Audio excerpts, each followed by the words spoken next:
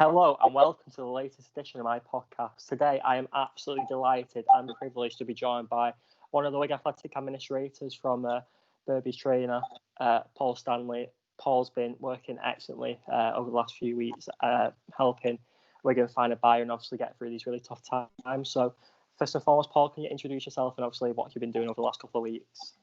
Yeah, Paul Stanley. I'm an accountant based in Manchester, and we got appointed administrators on the 1st of July, so we didn't get any chance to get in beforehand. It was all a bit short notice. The owners decided they weren't going to put any more money in, and the wages for June couldn't be paid, so they had no choice but to appoint administrators. And I got approached by a barrister in Manchester and asked to come down. So I got a couple of days' notice, but I didn't have the ability to speak to anyone at the club before I came in. So it was all a bit, like landing on a parachute the day the wages are due without any money in your pocket. Was it a massive shock to you that obviously we're going to go into administration? Because I do know from previous chats we've had that you are a massive football fan. You support Man City and Notts County. Stockport County. Stockport County. I don't know why I said Notts County. I wonder why it didn't add up, because Nottingham's nowhere near it. Yeah. So I think you sort of hear the rumours around the place. The clubs that have been struggling, Oldham was struggling, Bolton went to administration, Bury disappeared completely, Macclesfield have had trouble paying the wages, and I'd not heard any. There was no rumours about Wigan being in trouble. From what I'd seen, you just got promoted the year before, new owners had come in, and things hadn't been going brilliant on the pitch, but then they picked up, and it looked like you're on a great run at the time. So there wasn't any rumours knocking about there was any financial trouble. It's been absolutely remarkable what's happened. And what was the club like when you first came in and your first day as the administrator? It felt like a live business. Most of the places we go to, they sort of feel you can sort of smell it when you go in, that the place is half dead and there's machinery not working, and the places that you can see that they haven't spent money upkeeping buildings. There's just a general feeling of decay around the place, and you go into a thriving business, and everything's clean and tidy, and people are moving about quickly, and got smiles on their faces, and that's what it was like here. To be honest, everybody was happy. It didn't look like there was a lack of money. And obviously, what's transpired is Wigan were put in administration at, like you said, 1st of July. What is the current situation financially? What do we need to aim to raise, and what have you seen so far? I think before we came in, if you look at the last lot of accounts, I think there was about 10 million of income and about 20 million of costs. So it's running at a 10 million loss a year, which most clubs in the Championship, I think Rick Parry said, there was 350 million a year going in across the Championship from owners just to keep clubs afloat, which is a frightening number if you think about it. And I think they're all chasing the sort of the golden raffle ticket, or whatever you want to call it, of the Premier League, and the stupid amounts of money the clubs get up there.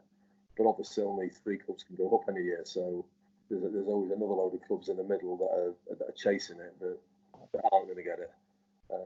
And even at the bottom, because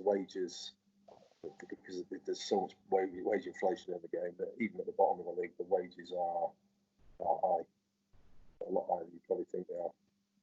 It's absolutely unbelievable, really, and you can kind of see the value of money in football, especially at this level, because we consider the amount of clubs running on a loss. When you came in, did you think Wigan are quite a well-run club in terms of when you consider other Championship clubs and other situations we've seen in football and administration? I think it was really well run. All the stuff we've seen, everything, all the decisions that the board, the UK-based board have made are all documented. It's all sensible. They have to put in budgets and stuff to the EFL anyway, which you can't. If you want to run a club, you've got to be showing the league that you're capable of sustaining yourself, and all that was in. And they were running to a plan which, broadly £1 million a month was coming in from the owners, and that's what they were planning on. And given the COVID situation, and we've got a summer coming over when obviously the games aren't going to start again until September, they'd asked for a chunk of money from the owners, and the owners just said they weren't putting it in. But day to day, it was run well, and it's run well now. Absolutely. And over the last 2 weeks, are you able to go in depth of what yourself and the other administrators have been doing from when you first came in? Yeah, well, we had a standing start with it. We didn't have any background. We didn't have any chance to speak to the directors, so it's quite a big learning curve, like it is in any business. So you've got to get to grips with, there's 4 sites, there's a couple of training grounds, there's the academy, and there's the main stadium. There's a guy called Andy Birch here who runs the 4 of them, does everything. He knows everything about every building here. He's a phenomenal guy. He's took us round and showed us how the different bits all fit together. All the admin staff that are the face of the club have all been really helpful. And it's just getting your head into a brand new business, in terms of engineering businesses or firms of solicitors, whatever job as an administrator you've done last. Every business is different, but there's common themes to their accounts departments and running that sort of thing. So it's really a matter of talking to people, gaining the confidence, and trying to work out how much money you need and how you're going to get to pay the wages at the end of the next month. Here, I had a bit of a problem because I hadn't paid the wages from the previous month, and there were wages outstanding from March. So we came into a huge black hole where the club was expecting 5 or 6 million to come in, and it just didn't come in. It was a real shock to the system. And are you able to disclose of what Wigan Athletic owe and what we need to kind of pay back to get out of administration? Well, I mean, the way it works is you get 12-point deduction on administration, and that is there's never been anyone managed to appeal that. We've got an appeal in at the minute, but that will only matter if we don't end up in the bottom 3. If we end up in the bottom 3, then the points will go next season and get relegated. That ain't going to happen now. So it's a case now that if the 12 points take us into the relegation zone, we may well have to go through the full appeal, but that is really expensive, really expensive. You've got barristers and lawyers, and EFL get tooled up with barristers and lawyers, and that will be really, really expensive. And there's never been anyone that's managed to overturn one yet. But if we end up more than 12 points clear of relegation, the points get applied, and you just move down the table, and you start next year in the Championship with no points deduction. So the first thing, so that's the points when you go into administration. The next sort of points deductions you get are if you don't fulfil your fixtures, which I think happened to Macclesfield and Bolton. And I'm not quite sure how. I don't think there's a strict rule on it. I think they can sort of suck it and see, depending on how many games you miss and what the circumstances are. But that could easily be another 10 or 15 point deduction if you don't fulfill the fixtures. So we were desperate to get the games finished. The supporters club managed to raise, I think the last count was about 160 grand, and we've had around about 100 of that in now. So they've got a committee, they raise the money, we're going to them and saying this is what we need to put an away game on, which is typically a coach, hotels. This is what we need for a home game, and it's stewards, it's doctors, it's ambulances, it's all those things, but also there's the sort of the non-glamorous things that you don't think about, like actually physically turning the lights on in the building. Paying at the minute we're not paying any rates on the building because of COVID, so that's a big lot for us. The other costs, things like watering the grass and the guys mowing the lawns, you can't put a home game on if you've not mowed the pitch and kept it marked up, so you've got to pay the ground staff. So there's a big long list of costs that we need to pay, including some staff wages, which the supporters club we go to them and say, here's a list of things we need to pay by Saturday, and then they come back and say, yeah, we're happy, and send the money across. So that's worked really, really well. We've had meetings with the supporters club. They've been in, I think, 3 times now. They were in yesterday. So they're very, very positive with trying to raise money and help. And then so that gets us to putting the games on. And then the next type of points deduction is if you don't do a deal with your creditors, which is more likely to be sometime in the future. So the EFL rules, you used to have to do a formal company voluntary arrangement, CVA. They've relaxed that now, so you've just got to give your creditors 25p in the pound or 35p over 3 years. And then basically that means that if there's enough money in the bank from either the new owner, it basically means clubs can't just drop in the revenue and walk away, but at the same time, an acknowledgement that you can't pay everybody. So they come up with that as a rule. If you don't do that, you get a 15-point deduction. So that when you say in terms of what we need to find,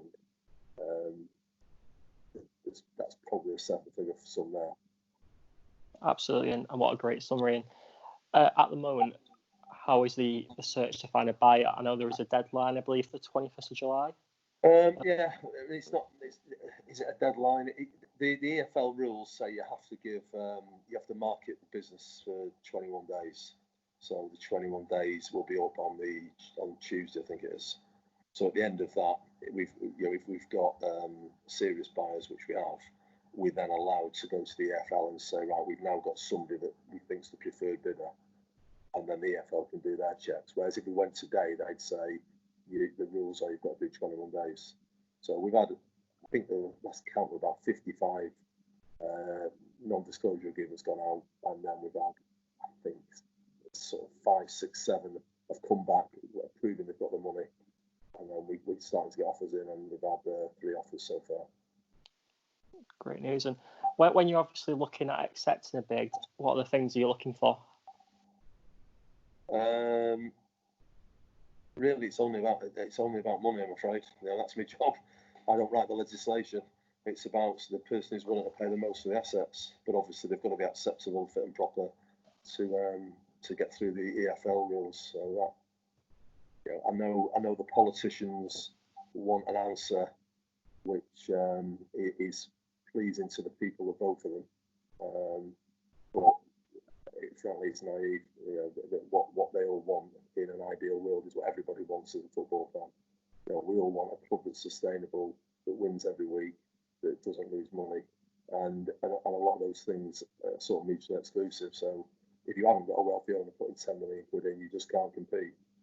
So sometimes if you want that, if you want to go down and play in the Conference or Conference North and be sustainable in a much smaller stadium, there are clubs that do that. There are clubs around here that do that. If you aspire to be a Championship club, there's a level that and Wigan's wage bill is nothing like some of the other clubs in the Championship. It's not silly sums that they're paying, and they're not paying stupid transfer fees for players. But clearly, when you're competing with the likes of Leeds and West Brom, who've got very wealthy owners or just got parachute payments, it makes it quite difficult. So, we'd all like to see our team winning every week, but that comes at a cost, I think. How quickly do you think a takeover could potentially take place once you feel like you found the right bidders? From our end, it's quick because they're not. Normally, if you're buying a business, you've got to do what they call due diligence, which is you're sending accountants and lawyers in to check that there's no black holes waiting that you haven't seen. So, if for example you've been doing your VAT wrong, or you've been paying your wages wrong, and you've not been paying the right amount of PAYE, those government departments can come back and if they find you've been doing something wrong with big numbers. So accountants would normally go in and check that all those sorts of things are being done right. Here, we're not selling the limited company that Wigan's in. The purchaser will set up a brand new company. The Football League share and the player contracts will move to that new company, and then the new company will just change its name to the same as what the old one was. So it'll be the same sort of body. It'll just be in a slightly different suit. If that makes sense. Yeah, absolutely. And obviously, over the last couple of weeks, staff have been made redundant, and players have been told that they're only receiving 20% of the wages. Yeah. How difficult is that, obviously, to go in and tell them that, and how the players been with yourselves and the directors too? Well, directors, obviously paid a little bit more than the day-to-day staff. I made those redundant pretty much day one. They stay as directors, but they're not employees. So and they agreed that they would carry on doing their jobs but not get paid, which was very good of them. The UK-based directors, haven't done anything. I'm not saying any directors done anything. Well, the UK directors certainly haven't. So that was very supportive of them. The staff, most of the staff that got made redundant were staff who are on match days. So when we don't know when the stadiums are next going to open, and the furlough up till the end of June, the furlough scheme by the government was paying everything. But in July, the government said that you have to pay the national insurance and pension payments, and then going forward to next month, they're only going to pay 60%. And I think in October it goes completely. So what you've got is staff that won't be asked to come to work because the stadium's not allowed to be open. And you're saying to me as administrator, will you just keep paying people out of a pot that isn't there? And I just don't have the ability. There won't be a club. If I made that decision, I wouldn't have had any money to pay. There wouldn't be a club. So it's not an easy decision, but the numbers dictate what the answer is. And those people will all be able to make claims to the government from the redundancy fund. They'll all get redundancy pay. And at the end of the day, when the stadium reopens and somebody needs somebody to run the cafe areas or the hospitality, I wouldn't be surprised to find the same people getting jobs back again in the future if the stadium reopens back to full capacity, like it was before, which it should do. Players, so that the rest of the staff were paid. Were paid. The low-paid staff were paid in full. The more medium-paid staff, some of them got 20%. I think on the non-playing side, everybody's now been paid in full for June. The playing staff, that was a daunting conversation to go and sit in front of 30 young athletes and a lot of coaches that you've never met before and say, you're not getting paid last month. He's not. It's not an easy part of the job, and it's. I'm an accountant, I'm a numbers man, so I have to do what the numbers tell me. But it doesn't. When you qualify as an accountant, you're not really trained in how to go and speak to a group of people who aren't going to get paid. You just have to be honest and open, and hope that they realise that it's as difficult for me having that conversation as it is them hearing it. The manager was absolutely fantastic, to be fair. He had good conversations with the staff. What I said was we could get together enough to pay him 20p in the pound, and then the other 80p in the pound will come as soon as I've got it. So I'm not saying you're not getting it. I'm just saying as soon as I've got the money, then I'll be able to make up 80p. So you've only got to see the results on the pitch. There wasn't anybody. I was quite intimidated going to and quite nervous. It's not an easy thing to sit in front of 40 people you don't know. But they were all, I've got to say, very supportive, understanding. They asked sensible questions, and there was an acceptance. Obviously, it's not my fault that the club's in this position. There was just an acceptance that from a whole club point of view, everybody has to pull in the same direction. The staff that are still at the stadium have all got smiles on their faces. The manager's still got a smile on his face. He's kept the club together. I've had a dialogue going with Sammy Morsey before and after games, and he's been really, really good. I think the senior pros have a part to play when they're speaking to young lads who are in the playing squad, because it's not something that 18 to 21-year-old would have ever anticipated when they signed the contract, to get a note saying you're not getting paid this month. And I know at other clubs that there have been senior pros who have basically turned it into a mutiny and decided to use it as an opportunity to jump ship. And here that 100% wasn't the case. If anything, what it's done is it's got the players, the senior pros have said we're going to knuckle down and do it. The manager and the coaching staff the same, and everybody in the squad has pulled in the same direction. And I think, as we discussed before, when you look back at this in 20 or 30 years' time, as a fan or as an ex-player, they're going to look back at this and think, they broke the previous record that was, I think, was Oxford away when Paul Cook was the manager then. He's beat the record. It's the highest league win since 1978 when the club got promoted from the old Northwest Counties, I think it was then. That is pretty special. You go on, you get to my age and you go to the after dinner speakers and you hear when ex-players are talking about things in the career, the sort of things that they remember. It's not the money is you get paid. The money, you soon stop worrying about the money when you're well paid. What actually you get at the end of it is you get medals, you get trophies, you get memories, and you beat records. And to look back and say we were part of a team that went to administration, the world at large was the world spotlight was on us. Not one single person on any part of the club has turned bandit. Everybody's been pulling in the same direction to the extent where the players are capable of sticking together and winning a game 8-0. That is some achievement.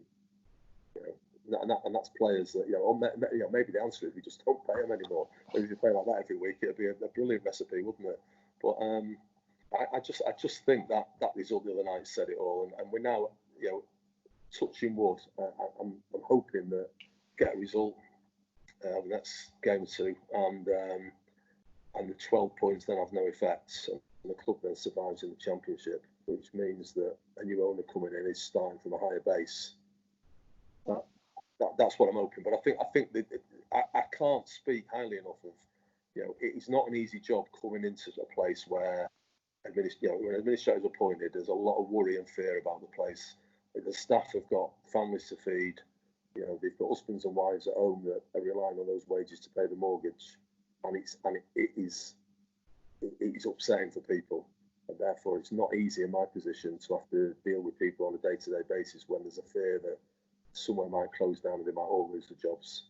Here, everybody, I've talked to people every day, no matter what level they are in the club. I'm open with them, I'm honest with them. We're all going in the right direction. And I think there's been just a real good family feel to the club. It's been really, really nice. It's a really nice answer from yourself. I'm glad that you've been able to see the unity in the squad. And I'd like to ask, obviously, you mentioned the 12-point deduction, how it is potentially expensive. Do you think Wigan would have a chance with that appeal? I know it's never been done, but would it be feasible? I mean, you wouldn't run it if you didn't think you had a chance. But the EFL is, it's a body, but it's not. It's a bit like the government talking about the NHS, pretending that the NHS isn't the government. You know what I mean? It's part of it. And the EFL is not a standalone. It's not a standalone thing. It's the other 24. There's 24 chairmen in each league, and they set the rule. They sit round tables and decide the rules, and the EFL runs the competition. And if the chairmen don't like the rules, they change the rules. It's as simple as that. So when you're saying you're fighting the EFL, you're really fighting the other 23 chairmen. And they don't want to pay the costs of these things. They don't want to get relegated themselves if someone else can get relegated. So it's not as easy as you might think, especially given that the regulations say what they say. And the only way in which you can appeal the points is what's called force majeure, which is, it's an earthquake, it's a pandemic, and we're in the middle of one. And we can only surmise that maybe the owners couldn't put the money in because they have other businesses. I don't know. I know nothing about them, but if that were the case, then I would be arguing that was force majeure. But if you've got 20 businesses around the world and one of them's a football club in England, and the rest of your businesses are closing down because of the pandemic, what the bit of your business that's halfway around the world that might be a bit of a vanity project is the bit where you can't afford to keep sticking £1 million a month in if you've got other bits of your business that you've got to pay your staff on. That makes sense. Yeah, it does. I would argue that is force majeure. I would argue that a pandemic, the reason the money hasn't come in is not because somebody just changed their mind. It's because world events overtook them. Now that might not be true because I just don't know the answer. And that'll be part of the investigation, trying to work that out when we get there. But I think there's arguments that it's force majeure. I think that the Football League have also been pretty vocal in their view that they think the points are, they don't give those points back lightly, and they've never done it yet. So I'm hoping it's not relevant. I'm hoping that we'll get to the last game of the season and we're already 12 and a bit points clear. Positive goal difference at the minute as well, apart from the Brentford game, and they've been absolutely flying. To be fair, they're probably the best team in the division. Apart from that game, I think in the last 12 or so, only one game loss, and I think only conceded. Apart from the Brentford game, only conceded one goal in about 8 or 9 games. Yeah, we've only one player has scored against Wigan Athletic since the 15th of February. So that in itself is an impressive record. another question I've got for you is you mentioned earlier how you obviously getting the 80p to the 20p in terms of player wages. How are you planning to raise those funds to obviously pay the players and the playing staff? Yeah, well, if we start with that, I'm not going to do it.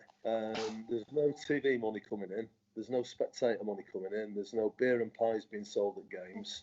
They can't sell any season tickets for next season because we don't know if there's going to be a next season yet. We don't know when the government's going to let fans back in the grounds. So most clubs at the minute aren't selling season tickets because nobody knows when we're going to be allowed back in. So all those usual sources of revenue aren't there. So we have had to sell one of the youth players, and that will give me enough pretty much clear it. That's a very good answer. There's no transfer window at the minute, so even if I wanted to sell a player, I can't. But the youth players, there's one youth player who's gone down south, and I'm not at liberty to talk about it because the club we're going to want to make the announcement themselves. But I signed all the paperwork yesterday. That is a great advert for the academy. I think young lads seeing that when it gets announced, I think when you see that players can move to Premier League clubs, the academy's done a really, really good job in bringing these lads through. Absolutely. Paul, do you mind if I just quickly stop the recording, put my phone on charge, and then start the recording again? Yeah, of course you can. It was a very good point. Obviously, mentioning the work of the academy. Obviously, the player who has been sold to a South Coast club. That is a great advert of what the club has done. I know a lot of fans have been a bit disappointed that we could lose some of our academy talents, but in a way, they have played their purpose by helping the club survive and sustain itself over these next couple of months.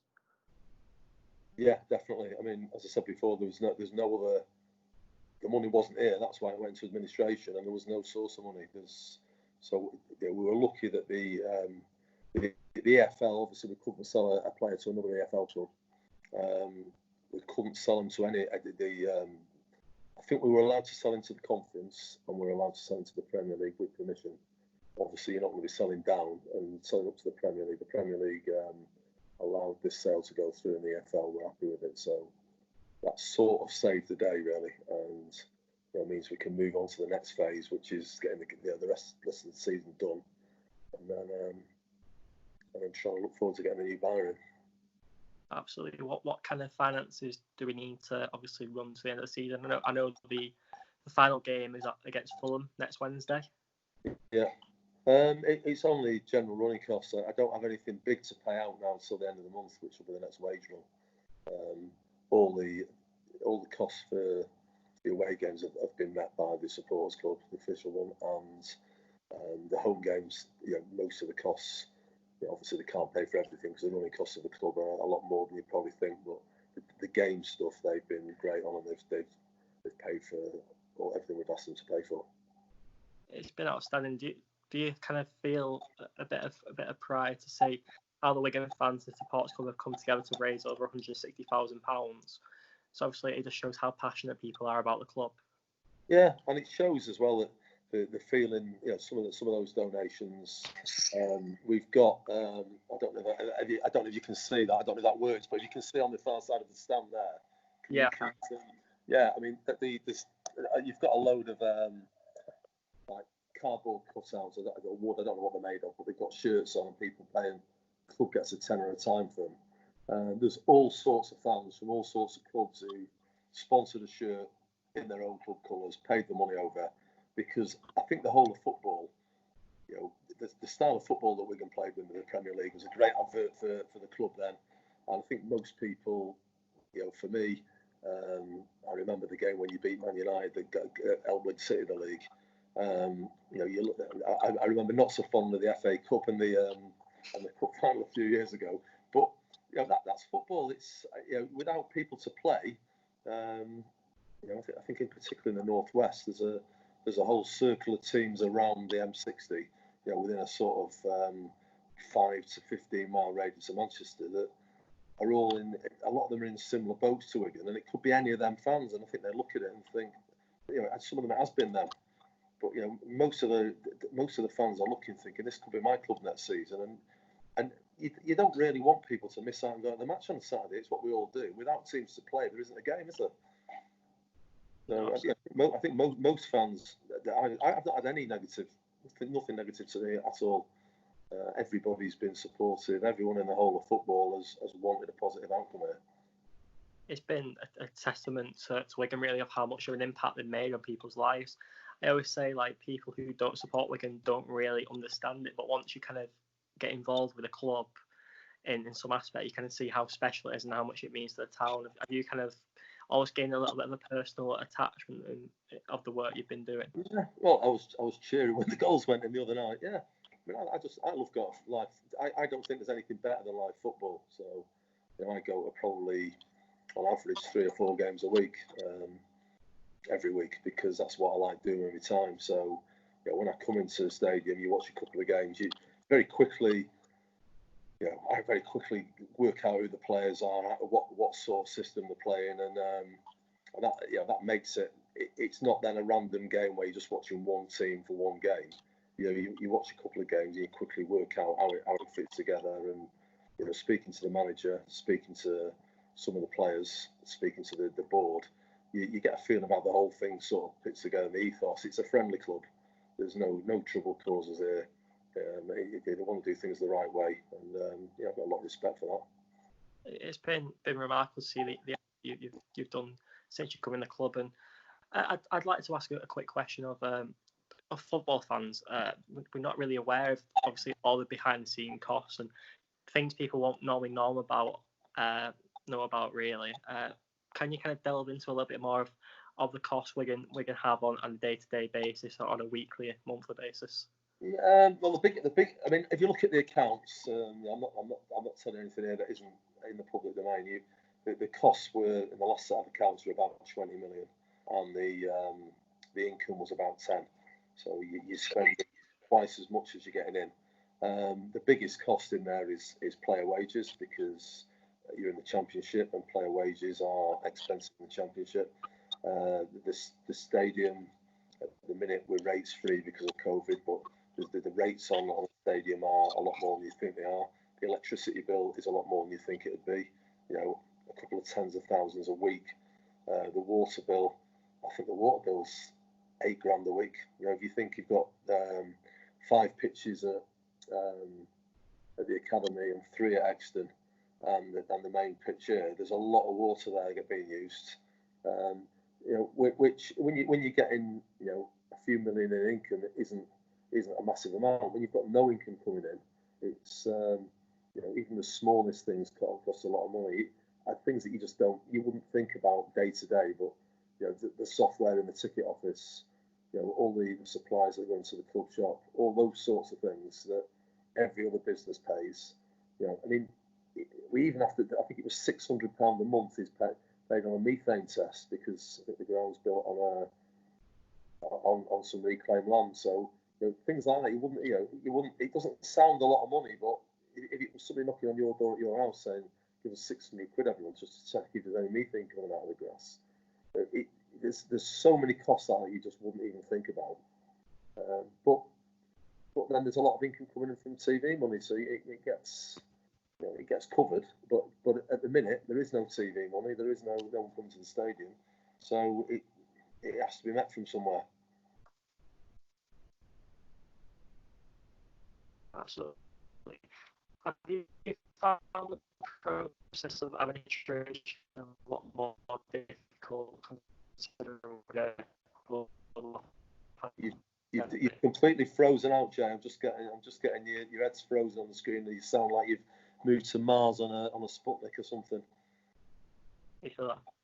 Yeah. Are you there? Yeah. So my question is, obviously, have you found the process of administration and making funds, finding funds, more difficult because we're in a pandemic at the moment? Yeah, 100%. Because the biggest problem. I did a ITV podcast with Mark Polios, the Tranmere chairman, just at the start of the pandemic, and he was saying then that the biggest problem was that it's easy to plan for what you know about. It's very difficult to plan for things you don't know about. And at the minute, we were 3 or 4 months in, and we've still got no idea when we'll be allowed to go back to the games. So nobody knows how many months' money you're going to be funded at any level of football. They've managed to get games on behind closed doors. The season's going to start again sometime in the middle of September, but we've got no idea whether they're going to let 1 in every 4 seats be filled, no one in, back to normal. We don't know, and if you don't know, it's very difficult then to plan what stuff you need, how much you can spend on your playing side. Very, very difficult. And if you can't make decisions, and not many people can, there's going to be a limited number of clubs that you can go out and spend on transfer fees, etc., etc. It's very difficult. Absolutely, and I can kind of obviously relate to that as well in terms of when obviously people are looking to buy a football club, does it make obviously the process of getting bids a lot harder as well? Because obviously not many people have the disposable income to buy extra items at the shop, yet alone a football club. Yeah, I think the problem is though that you're looking at things on a different level. People being able to go in and buy the weekly groceries aren't the people who are going to be buying a football club. You're buying something which is going to cost you £1 million a month. Then that can't be somebody that has only got 12 million in the bank, because a year down the line they've got nothing and it's gone. So your target market for your Championship club is going to be somebody far wealthier than that. I think the days of local, I won't say local businessmen. I don't mean somebody of the size of Dave Whelan, but I mean your local guy who's made a couple of million, who's done well for himself. Those guys, are probably not even getting in at Conference North level these days. So the buyer for the club is somebody that's got a lot more wealth than that, I think, or it's a consortium of 3 or 4 people. And they're not. I don't think those sort of people are taking a short-term view. I think you've got to take the view that when we come out of the pandemic and everything goes back to normal, that it's just been a bad year. It's like a very long Christmas day, isn't it? But it's lasted 3 or 4 months. At some point, the world will go back to normal, and then normal values, normal business practices will resume. And my other non-football related cases that I've got, we're still selling things. There are still people out there that are happy to take a medium-term view on it. If they're buying a property, for example, today there might not be a huge market for it, but actually, in 2 or 3 years' time, those people are taking the view that, well, they can almost get a bargain now, and in 2 or 3 years' time, when the world's back to normal, the prices will have to go back to where they were before. I think it's important to look at that outlook. Yeah. So there are plenty of people interested. If there weren't, I suppose I wouldn't be doing this podcast. No, definitely not. Another question for me is, what makes Wigan Athletic so attractive to potential buyers from what you've seen? I think if you start with the stadium, which is 25,000 seater. I was amazed to find out it was 20 years old, because I remember going to Springfield Park, and if you'd have asked me, I'd have probably said 10, but I think it is 20 years. But it's still a modern stadium compares well with a lot of others. The club's in the Championship. The club in the last, I'm going to quote stats at you as a Wigan fan. You ought to know, and I ought not to know, but I do know. I think in the last 10 years, Wigan are the 7th most successful club by trophies won. Wow. Because City have been winning everything, and Wigan have won an FA Cup in that time. So if you're looking at owners and in particular wealthy owners who would take, maybe from overseas, maybe not. If you look at the last 10, 15 years, Wigan spent, if you say 15 years, Wigan has spent half that time in the Premier League. The club's won an FA Cup. I think people will look at that with the brand of football they played in the Premier League and think, do you know what, this club could go back there, because in their lifetime, the club has mainly been a Premier League club. I think once you get to my age, you're looking. I wouldn't be clouded by just the last few years. I would look at some of the other clubs who've been in the top league when I was a kid And I would think of those as being top division teams, even though they've not been in that division for years. It's all about how old you are when you're at sort of an impressionable age, isn't it? But if you look at the last 10 or 15 years, this was it was a club that more than held its own in the Premier League, played some great football, had some. If you look at the stuff that they put on Sky of the classic games, there are some fantastic games there.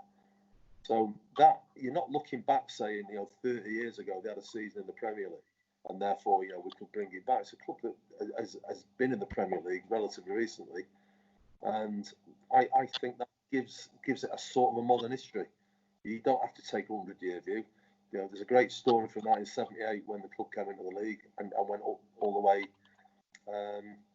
I think there's a good, honest fan base here.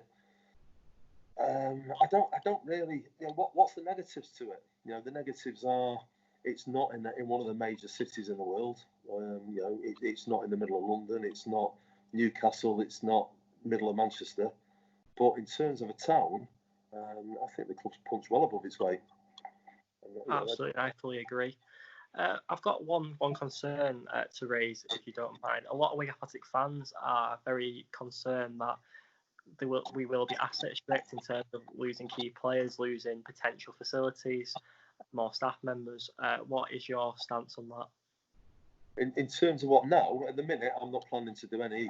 Not planning to sell off training grounds or the ground or anything like that. It will all go to one purchaser at the minute. I mean, obviously, if there's nobody comes in to buy the club, I'm still going to have to pay wages going forward. And hopefully, we'll be out, in the relatively short term. Whether there'll be player sales, like every club, if somebody knocks on the door and offers selling numbers, we'll talk to the manager or talk to the board, and we'll discuss it. And it's not really about anything other than making sure that the club gets to it. You've got to look at this in little steps. So the first step was we finish the season, we pay the wages. Now we're looking at selling the club. If the club's sold, a new owner, it's their club, they can do as they will with it. But the club, the actual football club part of it owns the players, and then the ground, the stadium is owned by a different company, and the training ground is owned by a almost completely separate company. They're both training grounds, and there's also Sharpie's fish and chip shop in there as well. If anyone wants to buy that, I'm happy to asset strip that out if anyone wants to buy that on its own. I've not been too many takers on that side of it, so there may well have to be some player sales at some point, but it's only going to be dictated by people making really sensible offers, and it's only out of necessity. It's not anything other than to make sure that the whole thing can be paid for in terms of the wage costs. And I think again it'll be dictated by what a purchaser wants. If somebody coming into the club says I can't afford to run it on that wage bill, and they're the preferred bidder, then that's different to somebody coming in saying, I'm going to throw Squillians at it and just leave everything as it is. Because that person has the ability to say to me, here's a couple of £1 million while we're sorting out the contracts to pay the wages, if they want to do it that way around. Do you think the wage bill could be a potential barrier to potential owners?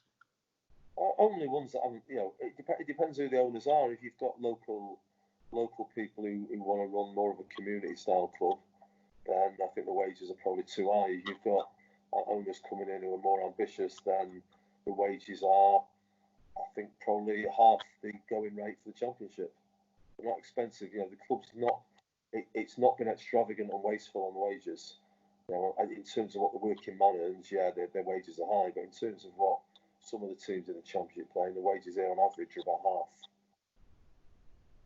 It's really interesting to hear that.